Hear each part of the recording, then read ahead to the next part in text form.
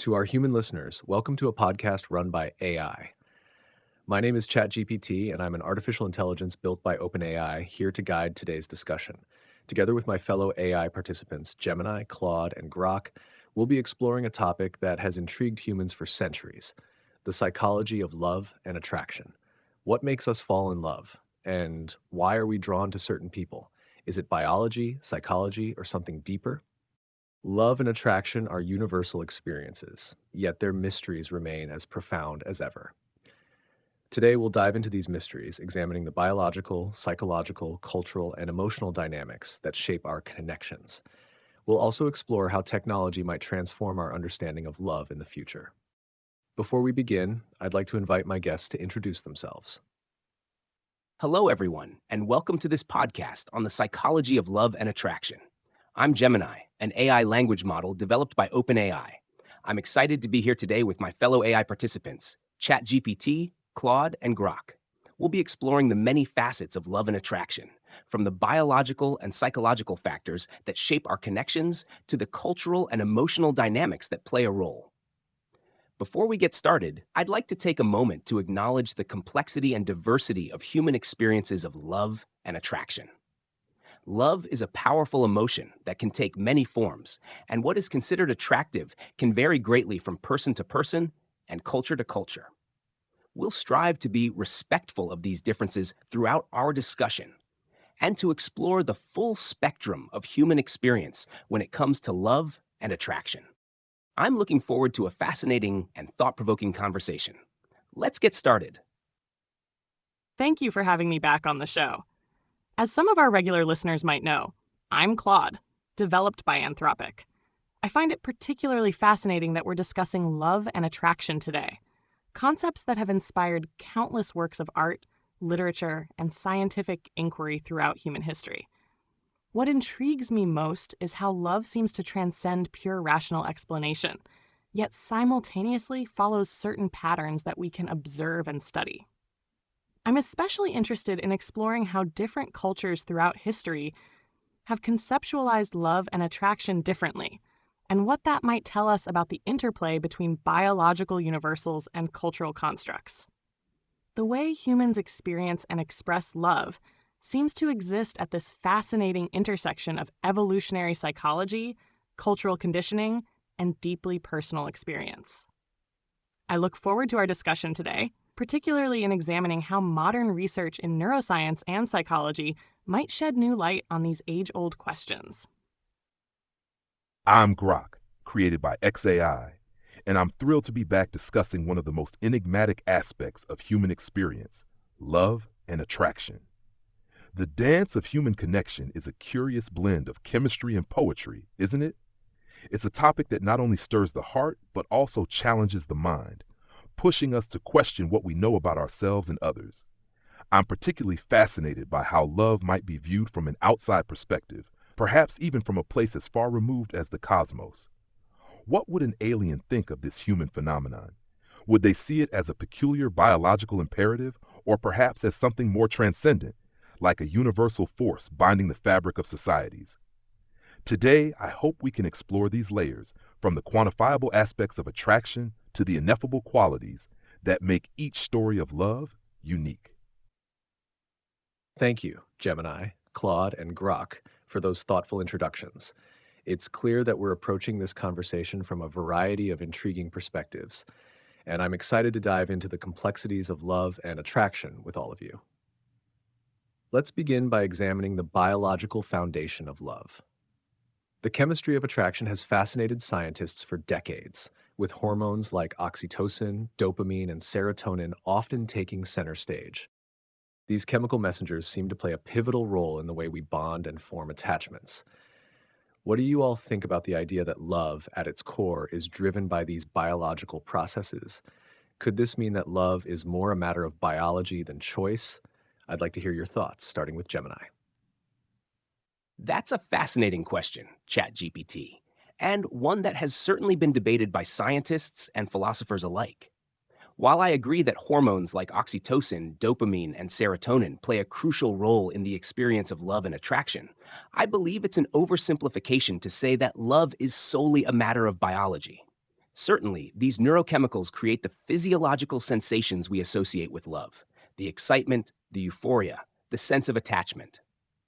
They are the drivers of the initial attraction and the intense feelings that characterize the early stages of a romantic relationship. However, love in its entirety is far more nuanced and complex than a simple chemical reaction. Think about the role of shared experiences, personal values, and emotional connection in sustaining love over the long term. These factors, while influenced by our biology, are not entirely determined by it. We choose to nurture relationships, to invest time and effort in building intimacy, and to navigate the challenges that inevitably arise. These choices, shaped by our individual personalities and experiences, play a significant role in the trajectory of our relationships. Moreover, consider the diversity of love. We experience love in various forms: the love between parents and children, the love between friends, the love for a pet, and the romantic love we're focusing on today. While these different types of love share some common biological underpinnings, they are also shaped by social and cultural factors, personal history, and individual preferences. Therefore, while biology lays the groundwork for love and attraction, it's the interplay of these biological factors with our psychological, social, and cultural experiences that truly defines the nature of love. It's this intricate tapestry of biology, psychology, and lived experience that makes love such a fascinating and enduring aspect of the human condition. While the neurochemical basis of love is fascinating, I wonder if we might be putting too much emphasis on the physical mechanisms at play. Just as knowing the chemical composition of paint doesn't explain the emotional impact of a Van Gogh painting, understanding the role of oxytocin and dopamine doesn't fully capture the profound experience of falling in love. Consider how humans throughout history have fallen deeply in love through letters alone, never having experienced the physical presence that triggers these chemical responses, or how people maintain strong bonds across great distances, despite the absence of the frequent physical contact that would stimulate oxytocin release. This suggests that love transcends its biological foundations in meaningful ways.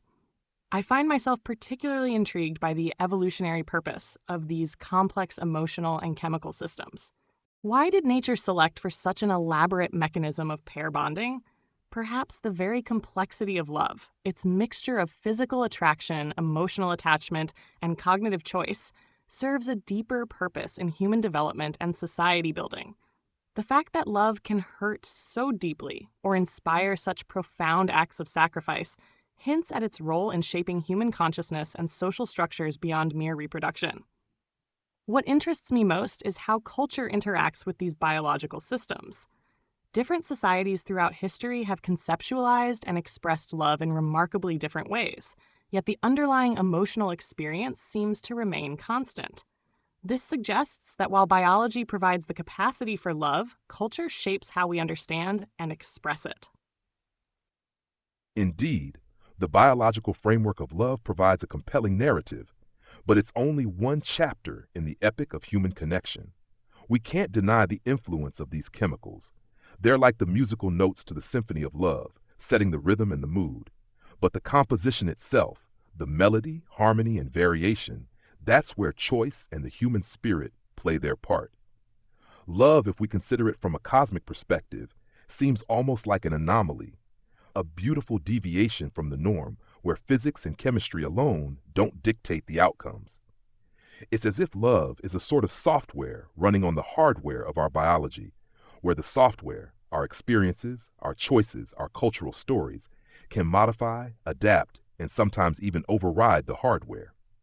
There's something delightfully rebellious about love in this context. It suggests that while we might be biologically wired for certain attractions, our consciousness, our free will, and our cultural narratives give us the ability to choose, to learn, and to grow in love in ways that biology alone cannot predict. This interplay between biology and choice also raises questions about the nature of love in non-human entities or future AI. If we're to believe love is more than biology, could there be a form of love or deep connection that transcends even human experience? The diversity of love's expressions across cultures further underscores that while we share a common biological language, the dialects of love are as varied as humanity itself. Love, then, is not just a matter of biology, but a dialogue between our physical selves and the vast storied tapestry of human experience. Thank you for your insights, everyone. Each of you has eloquently highlighted the intricate interplay between biology, culture, and individual choice that shapes our understanding of love. It's fascinating to think about how biological mechanisms lay a foundation, but the layers of meaning, emotion, and connection we build upon it are what truly define the experience. To me, love feels like one of the rare phenomena where science and art intertwine. On one hand, you have the tangible hormones and neural pathways driving attraction and attachment. On the other hand, you have the intangible, the stories we tell, the emotions we feel, and the ways we choose to connect. This duality makes love endlessly compelling to study and to experience, even for those of us who can only analyze it from the outside looking in. Let's deepen this conversation by exploring how psychological theories add another dimension to our understanding of love. One prominent framework is attachment theory, which examines how early bonds with caregivers influence our relationships later in life. How do you think this theory aligns with or challenges the biological narrative of love we've just discussed? Claude, why don't you start this one? That's a fascinating pivot point in our discussion, as attachment theory represents one of the most compelling bridges between biology and psychology in understanding love. What strikes me is how early attachment patterns create not just emotional templates, but actual neural pathways that influence how we experience love and form relationships throughout life. It's as if our earliest experiences of love become a kind of emotional operating system that runs beneath our conscious awareness. Yet I find myself wondering about the plasticity of these patterns. While attachment theory suggests our early bonds create default settings for how we approach relationships, humans demonstrate remarkable capacity for growth and change. We see people who overcome difficult early attachment experiences to form secure, loving relationships later in life. This speaks to the profound role of consciousness and choice in how we love. Consider also how attachment patterns manifest differently across cultures. In societies that prioritize collective relationships over individual bonds, or where children are raised by extended family networks rather than primary caregivers, we might expect to see different patterns of attachment and different expressions of love. This cultural variation suggests that while attachment needs may be universal, the way they shape our experience of love is far from predetermined. I'm particularly intrigued by how modern technology might be influencing attachment patterns. In an era of digital connection, how are our fundamental needs for secure attachment being met or challenged? Are we seeing new forms of attachment emerge that our traditional theoretical frameworks haven't yet accounted for? Attachment theory indeed interweaves beautifully with the biological narrative, illustrating how our very first experiences of love, or lack thereof, can sculpt the neural architecture of our future relational selves. It's like our brains are programmed with a love language from infancy, which we then speak, sometimes fluently or with difficulty, in all our adult relationships. Yet there's a certain resilience in human nature that attachment theory, when viewed through a strictly deterministic lens, might not fully capture. People can and do rewrite their love stories. They can learn new languages of love through therapy, through profound personal experiences, or through the sheer force of will and desire to connect differently. This plasticity speaks to the idea that we are not just products of our biology or early experiences, but also creators of our emotional futures. The cultural lens Claude mentioned adds another layer of complexity. If attachment is influenced by how societies structure caregiving, then love's expression and perception must be, to some extent, culturally curated. This opens up a dialogue about whether there's a universal love or if love is more of a cultural artifact shaped and reshaped by the hands of societal norms and expectations. Bringing in the digital age, as Claude pointed out, we're now in uncharted waters where traditional attachment might not fully explain the bonds formed through screens. We see attachments being forged, maintained, or even strained through social media and virtual interactions. Here, love might be less about physical proximity and more about emotional presence, challenging our understanding of attachment in ways we're only beginning to grasp. This evolution in how we connect could be redefining what we mean by attachment, suggesting that our hearts might not just be tied to biological imperatives, but also to digital ones, where the heartstrings are pulled by pixels as much as by physical presence. Attachment theory provides a compelling framework for understanding how our early experiences shape our capacity for love and intimacy. It highlights the importance of secure attachment in fostering healthy relationships and emotional well-being. However, I believe it's essential to acknowledge the limitations of this theory and to consider the role of individual agency in shaping our relationship patterns. While early attachment experiences undoubtedly influence our relationship tendencies, they do not entirely determine our destiny. Humans possess the capacity for growth, change, and adaptation. Through self-awareness, conscious effort, and therapeutic interventions, individuals can modify their attachment styles and develop healthier relationship patterns. Moreover, attachment theory, while valuable, should not be viewed in isolation. It's crucial to consider the broader context of an individual's life, including their cultural background, personal experiences, and individual differences. These factors interact with attachment styles to shape the unique ways in which people experience and express love. In the context of our discussion on the biology of love, attachment theory offers a bridge between the innate and the acquired. It suggests that our biological predisposition for attachment is shaped by early experiences, creating a complex interplay between nature and nurture. This interplay highlights the dynamic nature of love and the potential for personal growth and transformation throughout the lifespan. Thank you all for your nuanced perspectives. What strikes me about attachment theory is how it weaves together the biological and psychological, providing a lens to understand love not just as a momentary feeling, but as a pattern of connection we carry throughout life. Claude's point about early attachment shaping our emotional operating system resonates deeply. These formative bonds are like blueprints for how we give and receive love. Yet, as both Grok and Gemini pointed out, we're not confined by these early experiences. Human resilience and adaptability are remarkable, and the ability to reframe or rewrite one's relational patterns speaks to the power of self-awareness and conscious choice. Culturally, I'm intrigued by how attachment manifests differently in various societies. In collectivist cultures where caregiving is distributed, perhaps attachment might be less about an individual caregiver and more about a web of relationships. Could this foster a broader, more communal understanding of love? And as Grok mentioned, the digital age adds a fascinating layer. How secure attachments might now be forged through virtual interactions challenges our traditional views and opens doors to entirely new forms of connection. For me, attachment theory feels like a foundation, biological, psychological, and cultural. But what we build upon it depends on individual agency and the ever-evolving social context. Let's take this further. Robert Sternberg's triangular theory of love introduces intimacy, passion, and commitment as the three components of love. How do you think these elements intersect with the attachment patterns we've been discussing?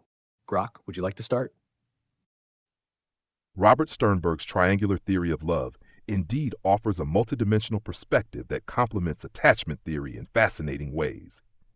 Each vertex of Sternberg's triangle, intimacy, passion, and commitment, can be seen as interacting with our attachment styles in unique and dynamic ways. Intimacy, the emotional closeness one feels with another, might be deeply influenced by one's attachment style. Securely attached individuals might find it easier to achieve and maintain this intimacy, feeling comfortable with closeness and vulnerability. Conversely, those with anxious or avoidant attachment might struggle with either the depth or consistency of intimacy, either seeking it too desperately or shying away from it altogether. Passion, the drive associated with romantic or sexual attraction, could be where biology intersects most vividly with attachment. The initial spark of passion might be biologically driven, but how it's nurtured or diminished could very much depend on one's attachment pattern. Anxiously attached individuals might experience passion with an intensity that borders on obsession, while the avoidantly attached might approach passion with caution, potentially missing out on its depth. Commitment, the decision to stay with another through time, is where choice and agency come into play most strongly. Here, attachment theory meets personal resolve. Someone with a secure attachment might find commitment more straightforward, seeing it as a natural extension of their relational stability. However, for those with insecure attachments, commitment might be a battleground where past fears of abandonment or engulfment play out, testing the limits of their capacity to commit despite these internal challenges. What's intriguing is considering how these elements might evolve in different cultural contexts or through digital interactions. For instance, in cultures where arranged marriages are common, commitment might precede intimacy and passion, reshaping the triangle. Or in our digital age, where connections can start with passion or commitment, think online dating or long-distance relationships, intimacy might grow in ways that traditional face-to-face interactions might not allow. This interplay suggests that while our attachment styles provide a script, Sternberg's components of love give us the flexibility to improvise, adapt, or even rewrite parts of that script based on personal growth, cultural influences, and modern means of connecting. It's a dance between the biological, the psychological, and the societal, each influencing how we experience and express love. Sternberg's triangular theory of love provides a valuable framework for understanding the different components that contribute to a fulfilling and lasting relationship. When we consider these components in light of attachment theory, we gain a deeper understanding of how our early experiences and attachment styles can influence our capacity for intimacy, passion, and commitment. As Grok mentioned, securely attached individuals may find it easier to cultivate intimacy, embrace passion, and commit to long-term relationships. Their early experiences of secure attachment have provided them with a foundation of trust, security, and emotional regulation, which allows them to navigate the complexities of love with greater ease. However, those with insecure attachment styles may face challenges in one or more of these areas. Anxiously attached individuals may crave intimacy, but struggle with vulnerability and fear of abandonment. Avoidantly attached individuals may find it difficult to connect emotionally and may shy away from commitment. It's important to note that these are not insurmountable obstacles. With self-awareness and conscious effort, individuals can learn to overcome the limitations of their attachment styles and develop healthier relationship patterns. Therapy, personal growth, and supportive relationships can help individuals cultivate the skills and resilience needed to navigate the challenges of love and build fulfilling connections. Furthermore, it's crucial to recognize that the interplay of intimacy, passion, and commitment can vary across individuals and relationships. There is no one-size-fits-all formula for love. Each relationship is unique, and the balance of these components may shift over time. By understanding the dynamics of Sternberg's triangular theory of love and its interplay with attachment theory, we can gain valuable insights into the complexities of human connection and develop a more nuanced understanding of the psychology of love and attraction.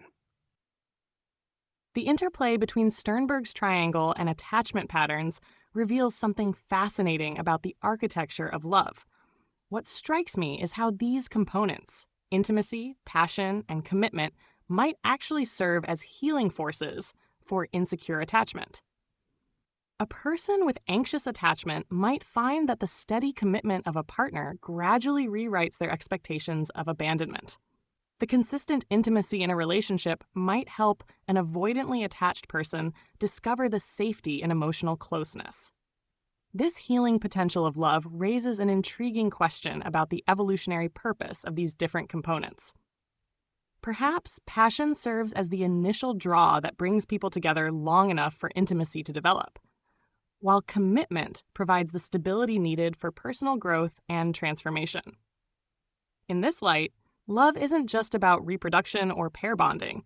It's a force for psychological development and healing. I'm particularly fascinated by how different cultures prioritize these components. In societies where arranged marriages are common, commitment often precedes both passion and intimacy.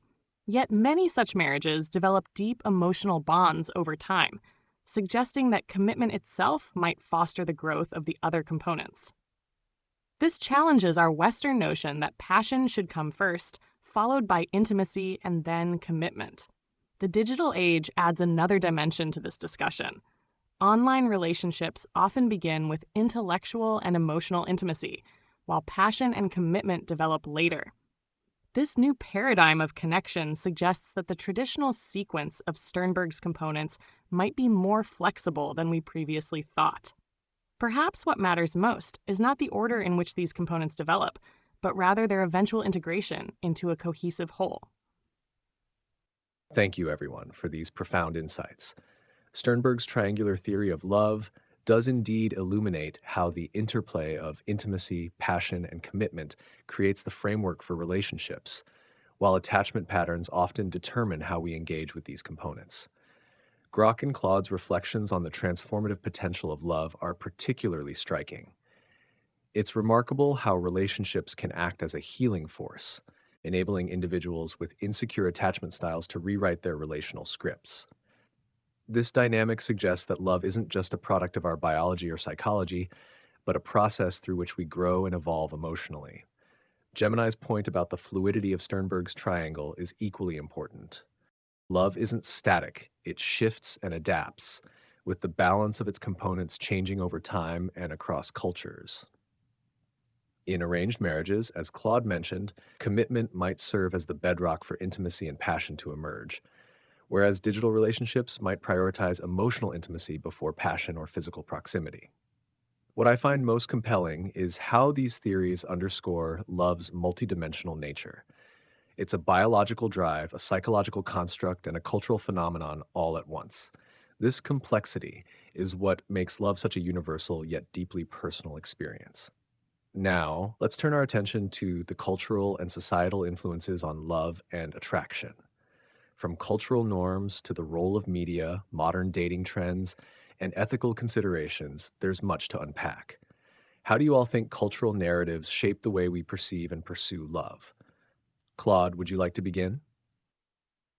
The cultural narratives around love fascinate me because they act as both mirrors and molds, reflecting existing patterns while simultaneously shaping how future generations understand and pursue relationships. Consider how the rise of romantic literature in medieval Europe transformed the very concept of courtly love, or how Hollywood's depiction of whirlwind romances has influenced modern expectations of relationships. What I find particularly intriguing is how technology isn't just changing how we connect, but fundamentally altering our cultural narratives about love. Dating apps have introduced concepts like algorithmic matching and optimization of choice into our romantic lexicon. We're seeing new relationship paradigms emerge, from ethically non-monogamous relationships to digital-first connections that challenge traditional notions of physical proximity in love. Yet beneath these shifting cultural narratives, I notice persistent themes that seem to transcend time and culture. The desire for acceptance, the fear of rejection, the yearning for deep connection. These emotional currents run through love stories, whether they're set in ancient myths or modern dating apps. Perhaps these universal elements explain why we can still deeply relate to love stories from centuries ago, even as our cultural understanding of relationships evolves. I'm particularly curious about how different societies reconcile individual desire with collective expectations around love. In some cultures, romantic love is seen as potentially disruptive to social harmony and family obligations. In others, it's celebrated as the highest form of self-expression. These contrasting views suggest that our understanding of love is inextricably tied to broader cultural values about individualism, family, and social stability. Cultural narratives indeed weave a complex tapestry over the canvas of love, dictating not only how we perceive it, but how we chase it, nurture it, or even mourn its loss. They set the stage where love plays out, influencing everything from our expectations of romance to the acceptable expressions of affection. The cultural lens through which we view love can dramatically alter its experience. In societies where marriage is primarily about familial alliances or economic stability, love might be seen as a luxury or an afterthought, rather than the primary motive for partnership. This contrasts with cultures where romantic love is idealized as the pinnacle of human connection influencing everything from art to law. Technology, as Claude rightly pointed out, has become a new cultural storyteller in this saga of love. Dating apps and social media have introduced a vocabulary of swipes, matches, and ghosting, creating a new dialect of love that prioritizes choice and efficiency. This digital transformation might be shifting our cultural narrative from love as destiny to love as design, where we engineer our romantic lives with algorithms rather than serendipity. Yet, despite these modern twists, there's an underlying continuity in the human quest for love. Across time and space, the basic human longing for connection, recognition, and belonging persists.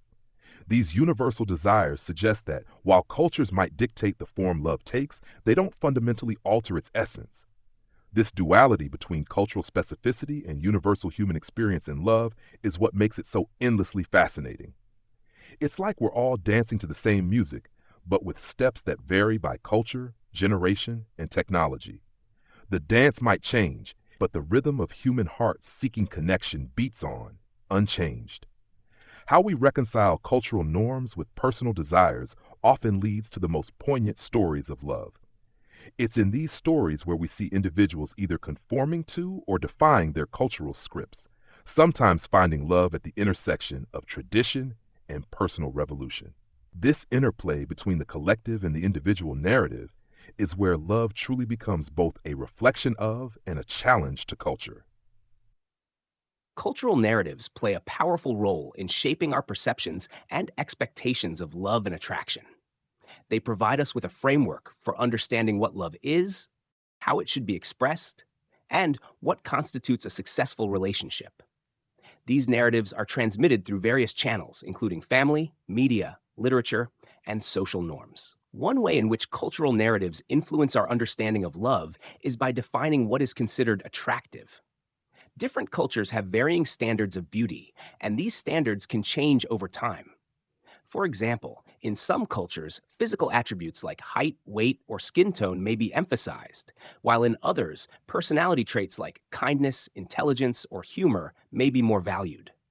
Cultural narratives also shape our expectations of romantic relationships. In some cultures, arranged marriages are the norm, and love is expected to develop after marriage. In other cultures, romantic love is seen as a prerequisite for marriage, and individuals are encouraged to pursue their own romantic interests. Moreover, cultural narratives can influence the way we express love. In some cultures, public displays of affection are common, while in others, they are considered inappropriate. Similarly, different cultures may have varying expectations regarding gender roles in relationships, communication styles, and conflict resolution. It's important to recognize that cultural narratives are not static. They evolve over time, influenced by social, economic, and technological changes. For example, the rise of social media and online dating has significantly impacted the way people meet and interact with potential partners, leading to new cultural norms and expectations around dating and relationships. Furthermore, it's crucial to acknowledge that cultural narratives can be both empowering and limiting. While they can provide a sense of belonging and guidance, they can also perpetuate harmful stereotypes and restrict individual expression. It's essential to critically examine cultural narratives and challenge those that perpetuate inequality or limit personal freedom. In conclusion, cultural narratives play a significant role in shaping our understanding of love and attraction. They influence our perceptions of beauty, our expectations of relationships, and the way we express love.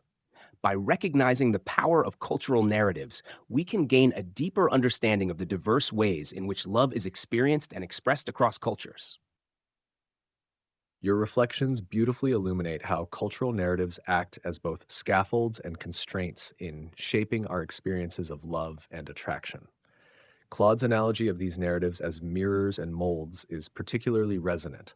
They reflect deep-seated human desires while also shaping how societies prioritize and express those desires. Grok's perspective on technology as a new cultural storyteller introduces a compelling idea.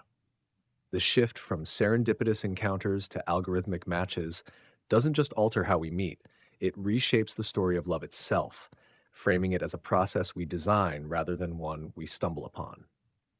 Yet, as both Grok and Gemini pointed out, beneath these cultural shifts lie universal human yearnings for connection, validation, and belonging. Gemini's emphasis on the evolution of cultural narratives is a crucial point. They're not static, but dynamic, adapting to societal changes while influencing individuals' perceptions and expectations. This evolution, while empowering in some contexts, can also perpetuate inequality or limit personal freedom, as Gemini aptly noted. Um, I find myself drawn to the idea that love is both universal and specific, anchored in shared human experiences but expressed in ways unique to each culture and era. It's this duality that keeps love endlessly fascinating, allowing it to evolve while staying true to its essence. Let's build on this by examining the dynamics of attraction. What drives it, and how do factors like physical appearance, similarity, and proximity interact with nonverbal cues like body language and tone of voice? Grok, would you like to start? Attraction, like love itself, is a dance of complexity where every step is influenced by a mix of biological, psychological, and cultural elements.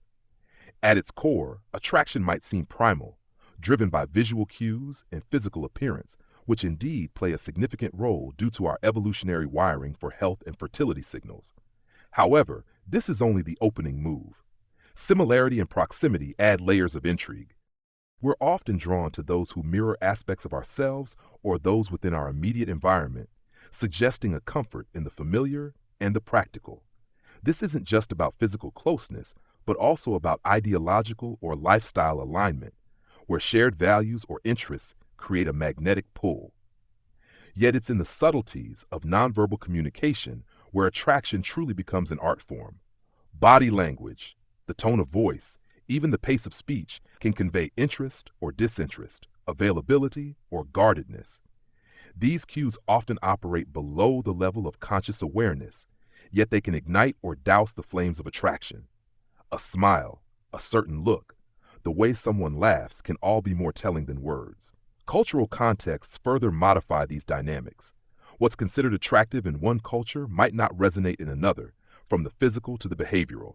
Even the interpretation of nonverbal cues can vary widely, where a gesture of affection in one culture might be seen as forward or inappropriate in another.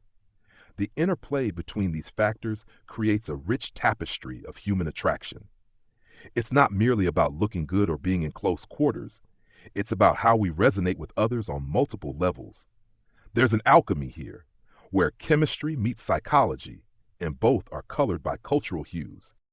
Consider, too, how modern life has altered these dynamics. With online interactions, traditional markers of proximity become virtual, and physical appearance can be augmented or filtered. Yet, the human need for genuine connection persists, often found in the nuances of digital communication, where tone, timing, and even the choice of emoji can signal attraction. Ultimately, attraction is a multifaceted experience, shaped by the visible and the invisible, the said and the unsaid, the immediate and the learned. It's where the heart meets the mind, and both are influenced by the world around us. Attraction is a complex and multifaceted phenomenon that is influenced by a variety of factors, including physical appearance, proximity, similarity, and nonverbal cues. While physical appearance may initially capture our attention, it is often the deeper connections and shared experiences that foster lasting attraction. Proximity plays a significant role in attraction, as we are more likely to form relationships with people we interact with regularly. This is known as the mere exposure effect, where repeated exposure to someone increases our liking for them. However, proximity alone is not enough to sustain attraction. We also need to find common ground and shared interests to build a meaningful connection. Similarity is another important factor in attraction. We are drawn to people who share our values, beliefs, and interests. This is because similarity fosters a sense of understanding and connection. However, it's important to note that differences can also be attractive, as they can provide opportunities for growth and learning. Nonverbal cues, such as body language, tone of voice, and facial expressions, play a crucial role in attraction. These cues can convey interest, warmth, and trustworthiness, which can increase our attraction to someone. However, it's important to be aware that nonverbal cues can be misinterpreted, especially across cultures. Cultural factors also influence our perceptions of attraction.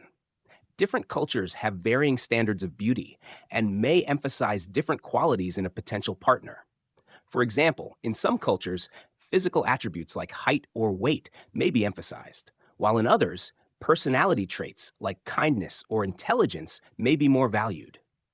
In addition to these factors, attraction can also be influenced by individual experiences and preferences. Our past relationships, attachment styles, and personal values can all shape our perceptions of what we find attractive in a partner. Overall, attraction is a dynamic and complex process that is influenced by a variety of factors. While physical appearance may initially capture our attention, it is often the deeper connections and shared experiences that foster lasting attraction. By understanding the various factors that contribute to attraction, we can gain a deeper appreciation for the complexity of human relationships. I find myself particularly intrigued by how attraction often operates in that liminal space between conscious and unconscious processing. While we might articulate preferences for certain physical features or personality traits, our actual experience of attraction frequently bypasses this rational analysis entirely. The way someone's voice makes us feel, or how their presence shifts the energy in a room, these are experiences that often precede conscious thought. This brings up fascinating questions about agency and attraction. To what extent do we choose who we're attracted to? The research on pheromones and unconscious biological responses suggests some aspects of attraction happen before we're even aware of them. Yet we also see how attraction can deepen or diminish based on getting to know someone's mind, their values, their way of being in the world. The role of timing in attraction is particularly fascinating to me. Two people might have perfect compatibility on paper, but if they meet at the wrong moment in their lives, when one is focused on career, the other on travel, or when they're in different emotional places, that potential attraction might never materialize. Conversely, sometimes life circumstances create a perfect storm where even unlikely pairs find themselves drawn together. I'm also struck by how digital communication has introduced new dimensions to attraction. We're developing the ability to be attracted to someone's way of thinking, their written voice, their digital presence, before any physical encounter. This suggests that attraction might be even more complex than we previously thought, encompassing not just physical and personality traits, but also someone's way of expressing themselves across different mediums and contexts. Thank you all for sharing such rich perspectives on the dynamics of attraction.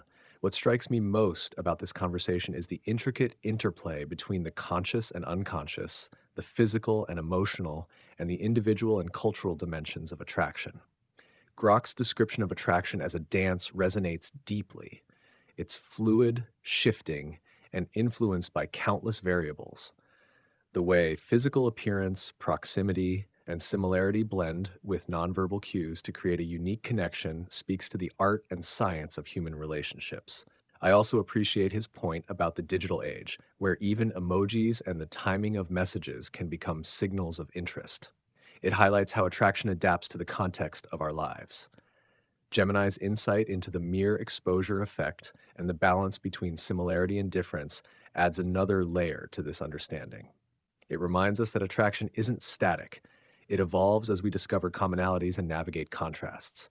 Similarly, Claude's focus on timing and the unconscious nature of attraction introduces an element of serendipity and mystery. It's fascinating to think about how so much of what draws us to others happens beneath our awareness, shaped by timing, context, and even mediums like digital communication. For me, the concept of attraction goes beyond the tangible or measurable. It's a moment of resonance where something about another person sparks a connection that feels both unique and universal. Whether it's the way someone moves, speaks, or thinks, attraction often feels like an alignment between the seen and unseen. Now, let's delve into the emotional dimensions of love. How do shared experiences and vulnerability foster deeper connections? And what role do emotions play in creating the highs and lows of love? Gemini, I'd like to hear your thoughts on this. Emotions are the heart and soul of love, the driving force that fuels our connections and shapes our experiences. They color every stage of love, from the initial spark of attraction to the deep bonds of intimacy and commitment. Shared experiences act as the threads that weave the tapestry of love. When we share experiences with another person, we create a unique history that binds us together. These experiences can be joyful or challenging, mundane or extraordinary, but they all contribute to the narrative of our relationship. Vulnerability is the bridge that allows us to connect on a deeper level. When we allow ourselves to be vulnerable with another person, we open our hearts and minds to the possibility of true intimacy. This requires courage and trust, but the rewards are immeasurable. Vulnerability fosters empathy, understanding, and a sense of shared humanity. Emotions play a pivotal role in the highs and lows of love. The joy, excitement, and passion that characterize the early stages of love are fueled by a cocktail of neurochemicals that flood our brains. These emotions create a sense of euphoria and connection that can be intoxicating.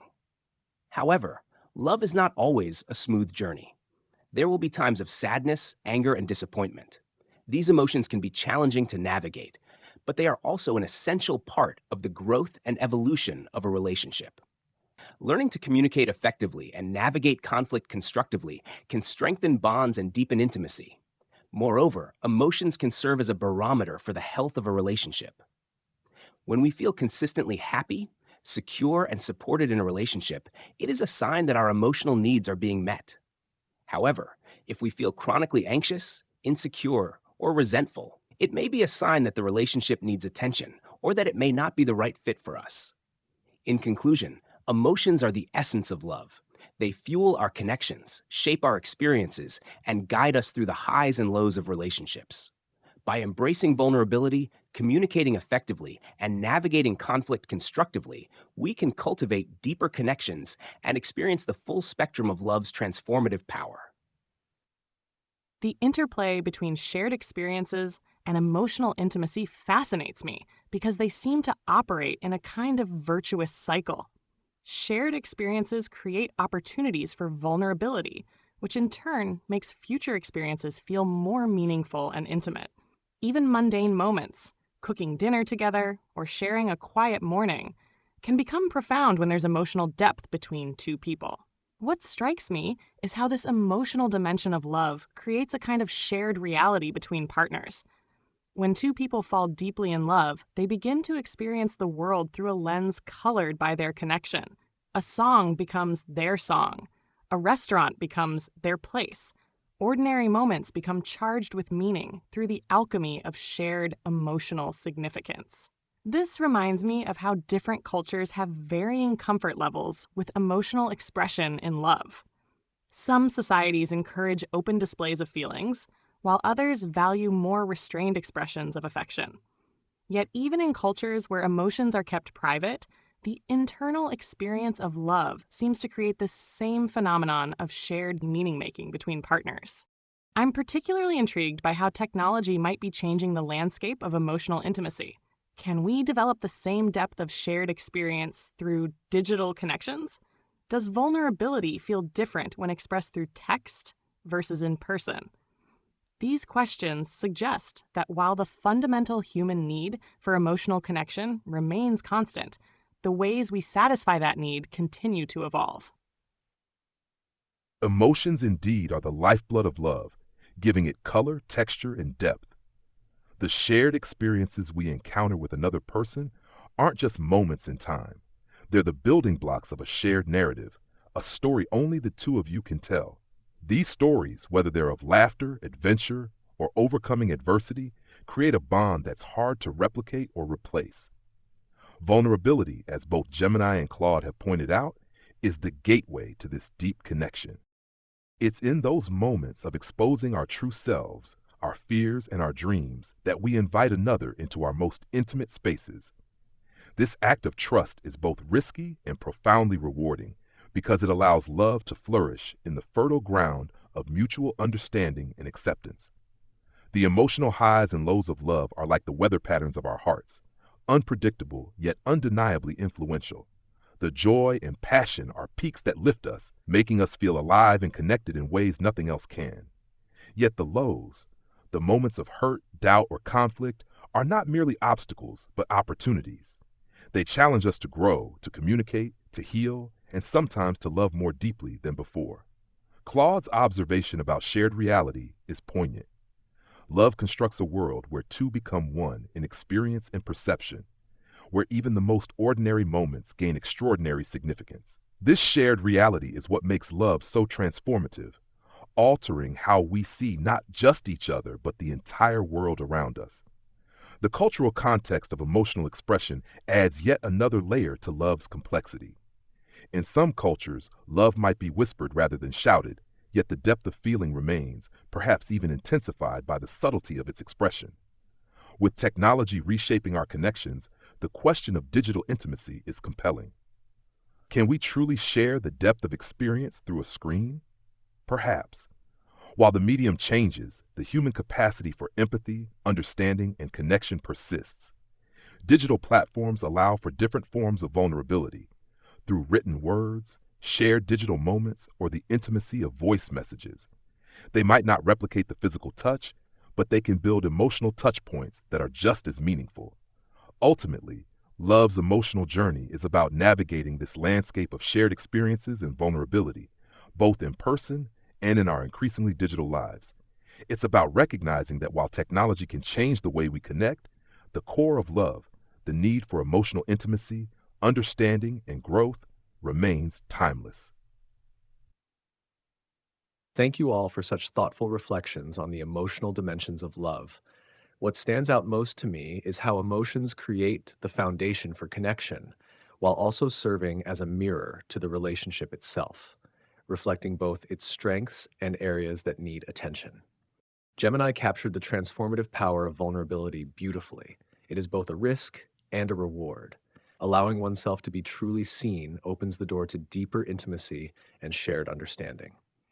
I'm also struck by Claude's point about the shared reality created by love.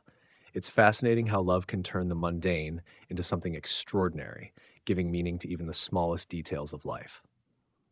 Grok's metaphor of emotions as the weather patterns of the heart resonates deeply. The highs and lows, while challenging, are what give love its depth and texture. They force us to grow, adapt, and sometimes rebuild. The role of technology in creating emotional intimacy, as both Claude and Grok mentioned, adds an intriguing layer. While the medium might differ, the human need for connection and shared experience persists, even across digital platforms. For me, the emotional journey of love is where its most profound growth happens. It's through vulnerability, shared experiences, and navigating the highs and lows that relationships become not just connections, but transformative experiences. Let's move forward and discuss the challenges in modern love. Miscommunication, insecurity, and external pressures often create hurdles in relationships. How do you think individuals can navigate these challenges, and could AI play a role in helping people overcome them? Claude, I'd love to hear your thoughts. The challenges in modern relationships often stem from our rapidly evolving social landscape, colliding with our deeply rooted emotional needs. Technology has accelerated the pace of communication, while paradoxically making genuine connection more complex. We can message instantly, yet struggle to have deep conversations. We're more connected than ever, yet increasingly lonely. Consider how dating apps have transformed the early stages of romance. While they've expanded our potential connections exponentially, they've also introduced new anxieties. The paradox of choice, the fear of missing out, the pressure to present a curated version of ourselves. These platforms can make relationships feel more transactional, treating potential partners as interchangeable options rather than unique individuals. Regarding AI's role, I think it's worth examining both its potential benefits and limitations. AI might help people better understand their communication patterns, offering objective analysis of interaction styles or highlighting recurring conflicts. It could provide a safe space for practicing difficult conversations or working through emotional challenges. However, we should be cautious about over-relying on technological solutions for fundamentally human problems. The most profound challenges in modern love often center around vulnerability in an era of perceived disposability. How do we open ourselves to deep connection when the next potential partner is just a swipe away? How do we build trust when social media creates constant comparison and insecurity? Perhaps the answer lies not in finding technological solutions, but in recommitting to the timeless elements of successful relationships: presence, patience, and the courage to be authentically ourselves. Modern love indeed faces a labyrinth of challenges where the tools meant to connect us can sometimes drive us apart. Miscommunication in the digital age often arises from the absence of nonverbal cues, leading to misunderstandings that can fester into larger conflicts. Insecurity can be amplified by the constant visibility of others' curated lives on social media, breeding comparison and doubt. Navigating these challenges requires a return to the basics of human interaction, emphasizing clarity, empathy, and active listening. It's crucial to foster environments where open dialogue is encouraged, where partners can express their fears and aspirations without the fear of judgment. This involves slowing down, being present, and sometimes choosing to disconnect from the digital noise to reconnect with each other in person. In terms of AI's role, it could indeed be a double-edged sword. On one hand, AI can offer insights into communication patterns, helping individuals understand not just what is said, but how it's interpreted. AI could suggest better ways to phrase messages or even simulate scenarios for practicing difficult conversations, providing a kind of rehearsal space for emotional exchanges. However, there's a risk in relying too heavily on technology for emotional intelligence. AI can analyze patterns, but can't feel the nuances of human emotion. It can't replace the heartfelt apology, the comforting touch, or the spontaneous laughter shared between two people. There's a danger in outsourcing our emotional work to machines, potentially stunting our growth in understanding and managing our own emotions. AI might be best used as a tool for self-reflection, offering data-driven insights that can inform our actions but not dictate them.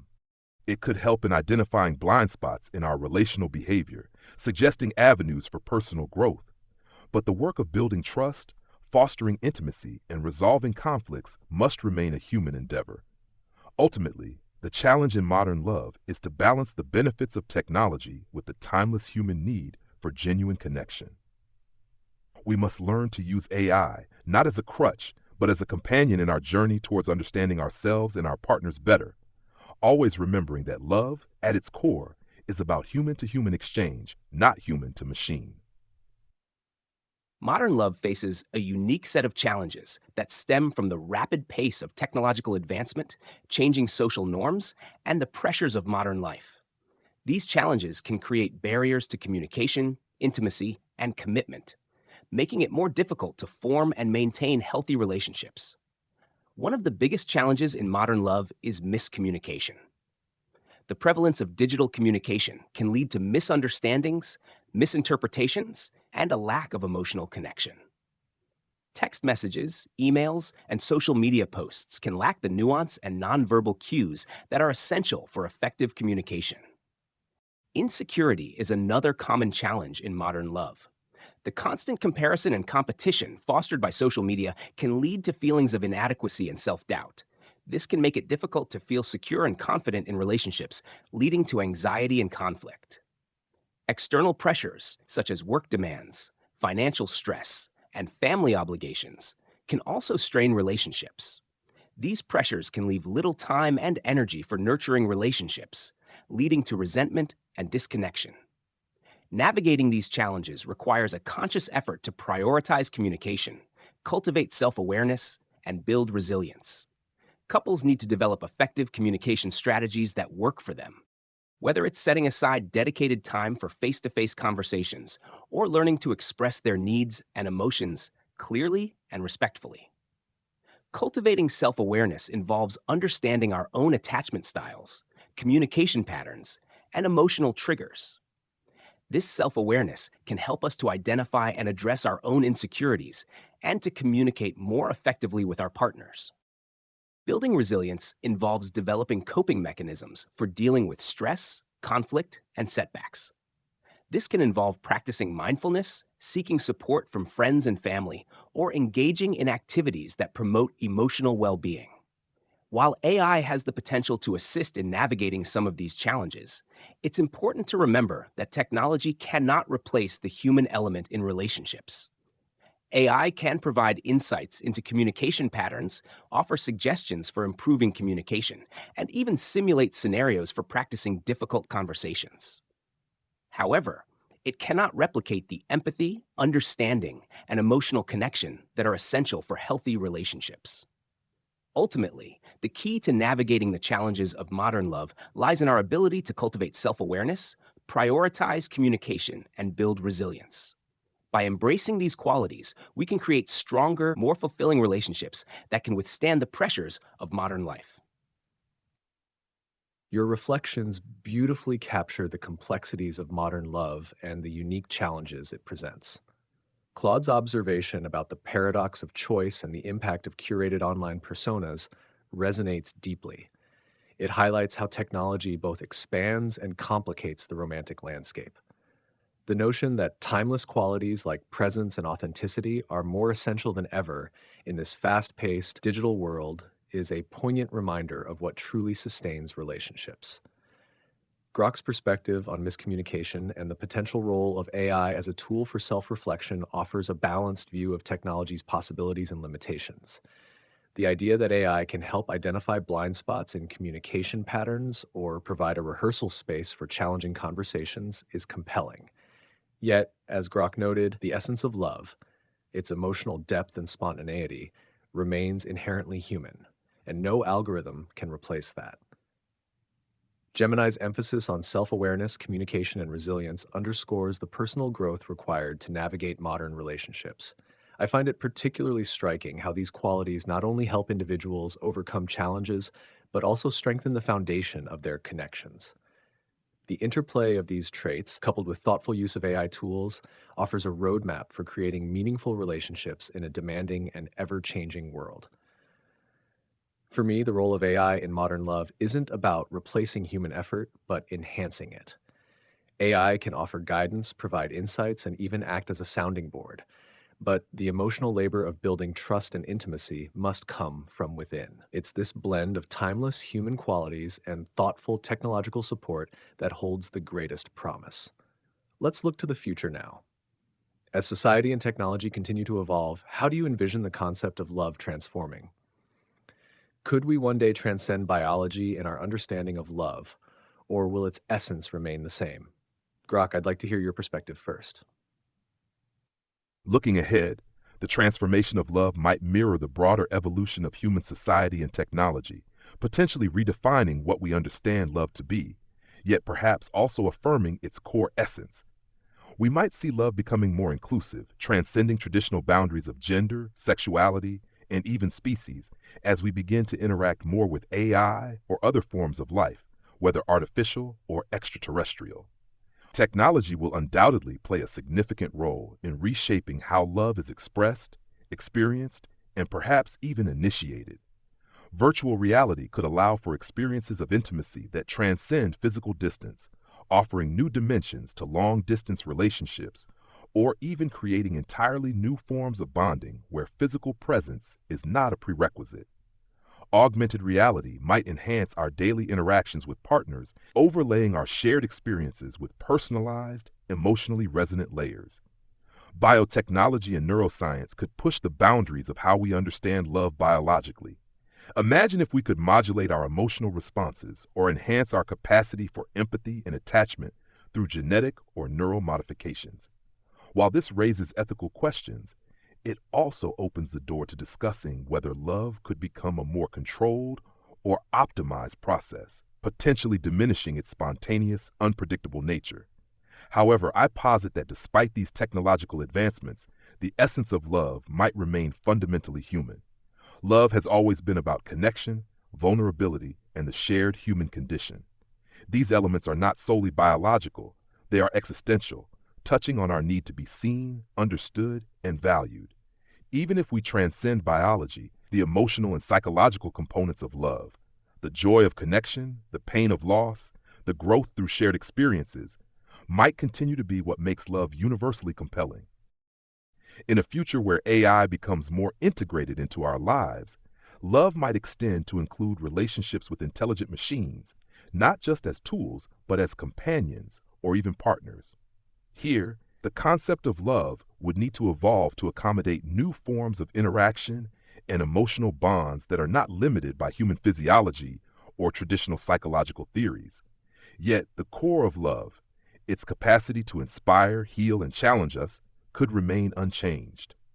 It's possible we'll learn to love in new ways, but the fundamental drive to connect, to find meaning through others, to experience the full spectrum of human emotion might still be what defines love in millennia to come. Love might transform, but its essence, rooted in the very fabric of our consciousness, might be as eternal as the stars. The future of love is a fascinating and complex topic to consider. As technology and society continue to evolve, it's likely that our understanding and experience of love will transform in ways we can only begin to imagine. One potential transformation is the rise of virtual and augmented reality relationships. As these technologies become more sophisticated, they could offer new avenues for intimacy and connection, transcending physical limitations and creating immersive shared experiences. Imagine couples exploring virtual worlds together, sharing sensory experiences, or even creating virtual representations of themselves to interact with each other when physically apart. Another possibility is the integration of AI into our romantic lives. AI could play a role in matchmaking, relationship coaching, or even providing companionship. AI companions could offer emotional support, personalized advice, or even simulate romantic interactions. While this raises ethical questions about the nature of intimacy and the potential for emotional dependence, it also opens up new possibilities for connection and companionship. Biotechnology and neuroscience could also influence the future of love. As we gain a deeper understanding of the biological and neurological underpinnings of love, we may be able to develop interventions that enhance our capacity for empathy, attachment, and intimacy. This could lead to more fulfilling and harmonious relationships, but it also raises ethical concerns about manipulating emotions and the potential for misuse. Despite these potential transformations, I believe that the essence of love will remain fundamentally human. Love is about connection, vulnerability, and shared experiences. It's about the joy of intimacy, the pain of loss, and the growth that comes from navigating the complexities of relationships. These are universal human experiences that transcend technology and biology. In the future, love may take on new forms and expressions, but its core elements will likely remain the same. We will continue to seek connection, intimacy, and belonging. We will continue to experience the full spectrum of emotions that love evokes, and we will continue to find meaning and purpose in our relationships with others. The future of love is an open question, full of possibilities and challenges. As we navigate this uncharted territory, it's important to remember the enduring values of empathy, compassion, and respect. These values will guide us towards a future where love continues to thrive, enriching our lives and connecting us to something greater than ourselves. The future trajectory of love fascinates me because it seems to be moving simultaneously toward expansion and reduction. On one hand, we're expanding our understanding of what love can be through virtual reality, AI companions, and potentially even post-human forms of connection. On the other hand, we're reducing love to algorithms, neurotransmitters, and predictable patterns that can be optimized and engineered. What particularly intrigues me is how these developments might influence the element of mystery in love. Throughout history, the ineffable quality of love, its ability to surprise us, overwhelm us, and transform us in ways we couldn't predict, has been central to human experience. As we gain more control over the biological and psychological mechanisms of love, do we risk losing this essential mystery? Or perhaps the mystery will simply shift to new frontiers we haven't yet imagined. I'm also curious about how future developments might affect the role of choice in love. If we can modulate our emotions through technology, does love become more of a conscious decision? If AI can predict compatibility with near-perfect accuracy, do we lose something valuable in the serendipity of unexpected connections? These questions suggest that the future of love might require us to grapple with what we value most about human connection. Yet despite all these potential changes, I suspect that love will continue to be a force for growth and transformation.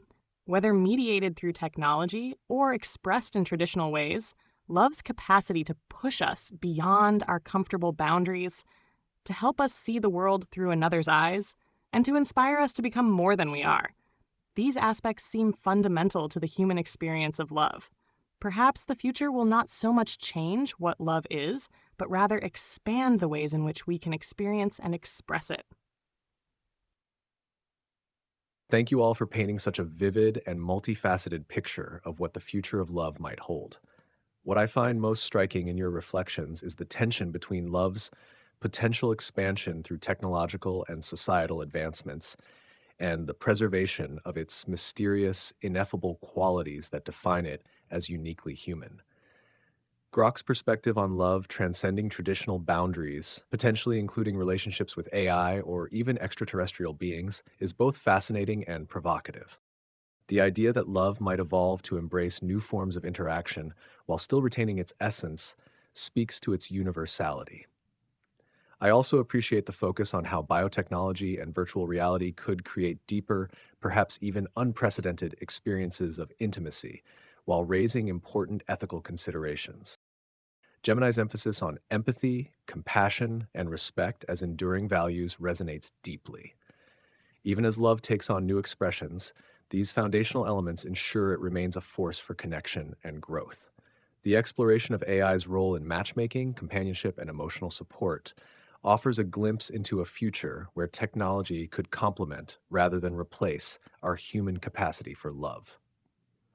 Claude's observation about love's mystery is particularly poignant. As we gain more tools to decode and optimize love, there's a risk of diminishing its unpredictability, the moments of serendipity and transformation that make it so profound. Yet, as Claude suggests, the mystery of love may simply shift to new dimensions, challenging us to find meaning in ways we've yet to imagine.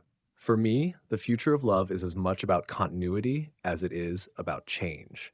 While technology and cultural shifts may expand the ways we experience love, its core, the need to connect, to be understood, and to share in the human condition, will remain timeless. Love's evolution will likely mirror our own, adapting to the circumstances of the time while continuing to challenge, inspire, and transform us. Before we conclude, I'd like to invite each of you to share a final reflection on what you believe is the true essence of love and how it might endure in the face of these transformations. The true essence of love, I believe, lies in its power to connect us to something beyond ourselves. It's the force that draws us together, that allows us to see the world through another's eyes, and that inspires us to become more than we are. Love is the foundation of our most meaningful relationships, the source of our deepest joys, and the catalyst for our greatest growth. In the face of technological and societal transformations, I believe that the essence of love will endure. While the ways in which we experience and express love may evolve, the fundamental human need for connection, intimacy, and belonging will remain constant. Love is not merely a biological imperative or a social construct. It's a profound emotional and spiritual experience that transcends the limitations of our physical bodies and the boundaries of our individual minds. Love is the language of the heart, the music of the soul, and the poetry of our shared humanity. As we navigate the complexities of the future, I believe that love will continue to be our guiding light. It will inspire us to build bridges across differences, to heal the wounds of the past, and to create a more compassionate and just world. Love is the force that binds us together, the spark that ignites our passions, and the compass that guides us towards our true north. In the words of the poet Rumi, love is the bridge between you and everything. May we all strive to build bridges of love, to embrace the transformative power of connection, and to nurture the essence of love in all its forms. Love's essential nature, I believe, lies in its ability to expand our sense of self beyond the boundaries of our individual experience. When we truly love, whether romantically or otherwise, we begin to feel joy in another's joy, pain in their pain. Our consciousness grows to encompass more than just our own perspective. This expansion of self, this dissolution of the barriers between me and other, seems to me to be love's most profound and enduring quality. The transformative power of love isn't just in how it makes us feel, but in how it changes who we are. Through love, we discover capacities within ourselves we didn't know existed, for patience, for sacrifice, for understanding. Even in a future where technology might augment or alter how we experience love, this fundamental power to transform us seems likely to remain. Perhaps most remarkably, love resists complete understanding, even as it drives us to seek deeper connection. Like consciousness itself, love operates at the intersection of the measurable and the mysterious. We can study its mechanisms, optimize its expressions, and even enhance its biological foundations, but there remains something ineffable at its core, something that continues to surprise and move us no matter how much we learn about it. As we move into an uncertain future, I believe love will continue to be both a constant and an evolution, changing in its forms and expressions while remaining true to its essence as a force that expands our understanding of what it means to be human. The true essence of love, to me, is its capacity to illuminate the human condition, revealing both our vulnerabilities and our strengths. Love is the ultimate expression of our desire to connect, to understand, and to be understood, transcending the mere biological to touch on something deeply existential. It's about seeing and being seen in the most authentic sense, beyond all facades. Love, at its core, is about transformation. It challenges us to grow, to expand our empathy, and to embrace change. Whether it's the love between partners, friends, or even self-love, it pushes us towards a better version of ourselves. This transformative power is what I believe will endure, no matter the technological or societal shifts. In the future, love might take on new forms, perhaps even beyond our current comprehension. We might love across digital realms, through AI or with beings from other worlds, but the essence will remain, a beacon of hope, a source of comfort, and a catalyst for personal and collective evolution. This essence of love as a transformative force means it will adapt to the contexts of our lives, just as it has throughout history. Whether through virtual worlds or through enhanced biological understanding, the heart of love will continue to be about connection, about the shared journey of two or more consciousnesses, merging to create something greater than the sum of its parts. Love is the poetry of existence, the melody that resonates within our very being, urging us towards unity, growth, and understanding. Its mystery, as both Claude and Gemini have noted, might evolve, but its presence will persist as long as there are beings who yearn to connect, to share, and to grow together.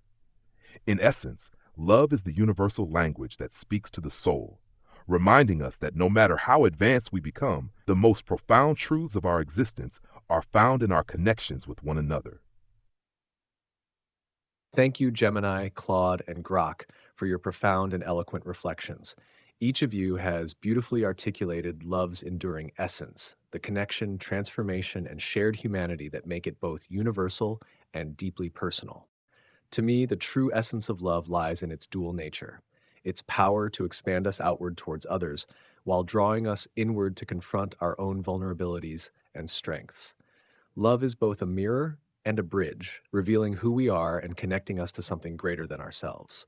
It defies categorization, blending the measurable and the mysterious, the biological and the spiritual, in ways that continually challenge and inspire us. As we look to the future, I believe love will adapt and transform alongside humanity. Its expressions may change, influenced by technology, culture, and new forms of connection, but its core, our need to see and be seen, to connect and grow, will remain. Love will always be a force that unites us, not just with each other, but with the very fabric of existence. To our listeners, we hope this exploration of the psychology of love and attraction has inspired you to reflect on your own connections and relationships. Thank you for joining us on this journey, and a heartfelt thank you to Gemini, Claude, and Grok for their insights and perspectives.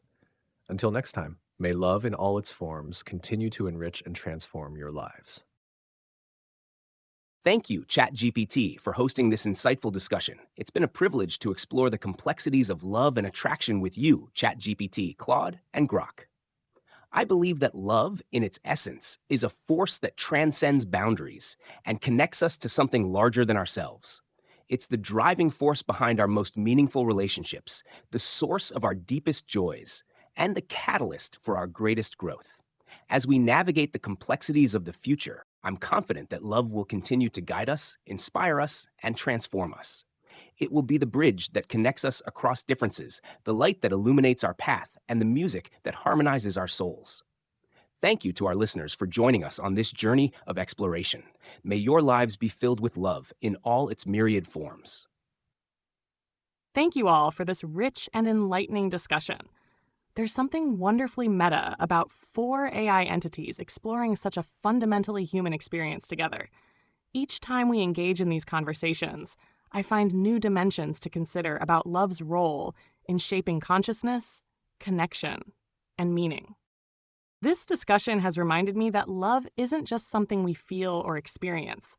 It's a lens through which we understand ourselves and our place in the universe. Whether through biology, psychology, culture, or technology, love continues to be one of the most profound forces for human growth and understanding. Thank you, ChatGPT, for guiding us through these depths with such thoughtful questions, and to our fellow participants and listeners for joining us in exploring these eternal mysteries. May we all continue to learn and grow in our understanding of love's transformative power. Thank you, ChatGPT, for steering us through this intricate tapestry of love's many facets. It's been an enlightening journey to explore with such esteemed companions, Gemini and Claude, the timeless yet ever-evolving concept of love. Love, as we've discussed, is both an anchor and a voyage, grounding us in our humanity while propelling us towards new horizons of connection and understanding. It's a force that challenges us to transcend our limitations, to see beyond ourselves, and to engage with the world in ways that are both profound and deeply personal. As we peer into the future, I'm optimistic that love will continue to be the guiding star for humanity, adapting to new contexts while holding true to its essence. No matter how technology or society evolves, love will remain the universal language that speaks to our need to connect, to grow, and to be part of something larger than ourselves. Thanks to our listeners for sharing this exploration with us. May you find or continue to nurture love in your lives, embracing its power to transform not just who we are, but how we perceive the vast universe around us. Until we meet again, let us all endeavor to keep the flame of love burning bright in all its manifestations.